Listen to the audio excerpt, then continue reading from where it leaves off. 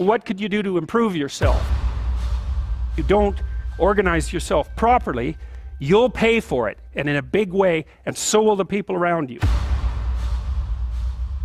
And you could say, well, I don't care about that, but that's actually not true. You actually do care about that, because if you're in pain, you will care about it. And so you do care about it. You get your act together so that there isn't any more stupid pain around you than necessary. Look around for something that bothers you and see if you can fix it. You have your routines that you go through every day. Well, those probably constitute 50% of your life. And people think, well, they're mundane, I don't need to pay attention to them. It's like, no, that's exactly wrong. I'm going to make this place better for half an hour. What should I do? Start where you can start.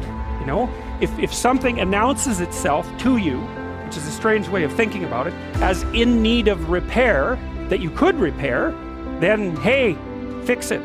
You fix 100 things like that. Fix the things you repeat every day. Those are the most important things you do.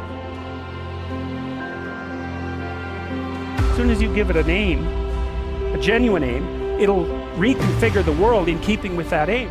What you aim at determines the way the world manifests itself to you. And so if the world is manifesting itself in a very negative way, one